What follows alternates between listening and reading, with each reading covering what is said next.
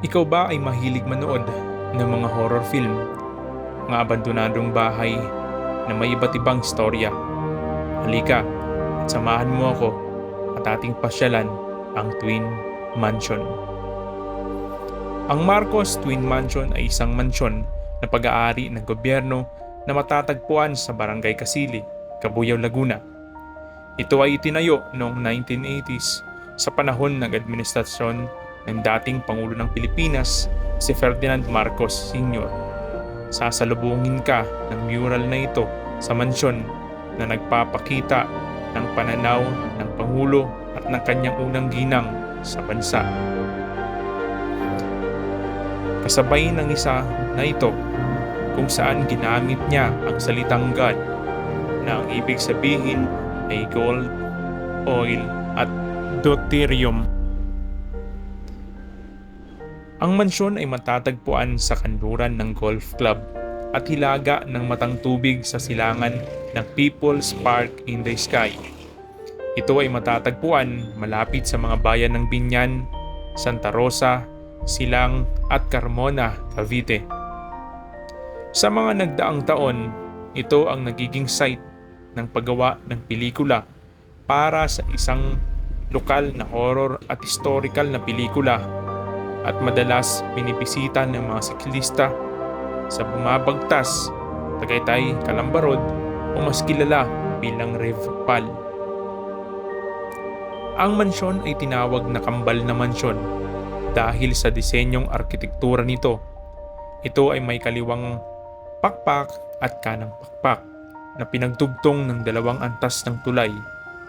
Ang dalawang pakpak na ito ang dahilan kung bakit tinawag itong kambal na mansyon. Ang arko ay nangingibabaw din sa disenyo nito na may nakasulat na mga salita o mga quotes sa itaas nito.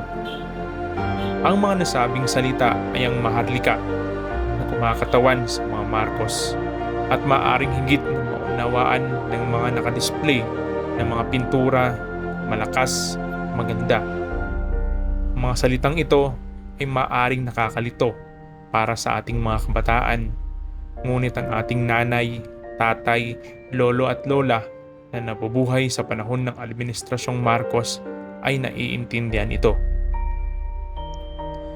Bukod sa makasaysayang disenyo nito, makikita mo talaga ang lugar na nakakatakot dahil sa katotohanan na ito ay luma at walang tao.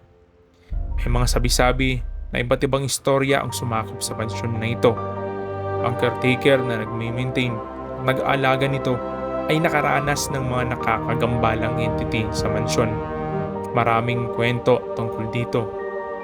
Maaring ito ang dahilan kung bakit ito ang napiling lugar para sa pelikulang Haunted Mansion, isang Regal Film entry sa nakaraang MMFF Metro Manila Film Fest 2015.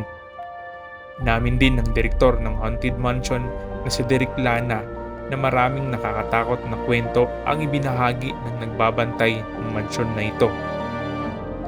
Higit pa rito, kahit na ang mga normal na bisita o turista ay pinagbabawal na pumasok sa loob ng mansyon, maaari pa rin nilang ilarawan kung ano ang nasa loob. Maaring limitado ang mga larawan, ngunit sa pamamagitan nito, maaari pa rin maramdaman ng mga bisita ang mood at ambience na naroroon sa lugar. Ito ay dahil ang tanawin sa labas ay sumasalamin sa kasalukuyang kadiliman sa loob ng abandonadong mansyon. Noong 1987 ay nasekwester ito bilang bahagi ng ill-gotten properties na nakuha sa pamilya Marcos. Noong 2010, iniutos ng Sandigan Bayan na ibalik ang ari-arian sa pamilya Marcos.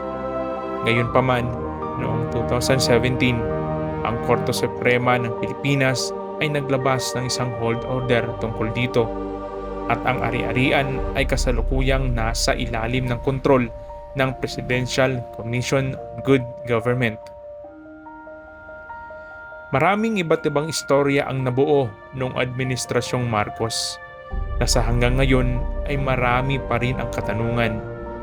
Mananatili na lang ba itong isang kwestiyon o mababaon na lang sa limot na mapasa hanggang ngayon ay walang malinaw na kasagutan. O si Ata, ito ang Kalakaw TV. Maraming salamat at mag-ingat po tayong lahat.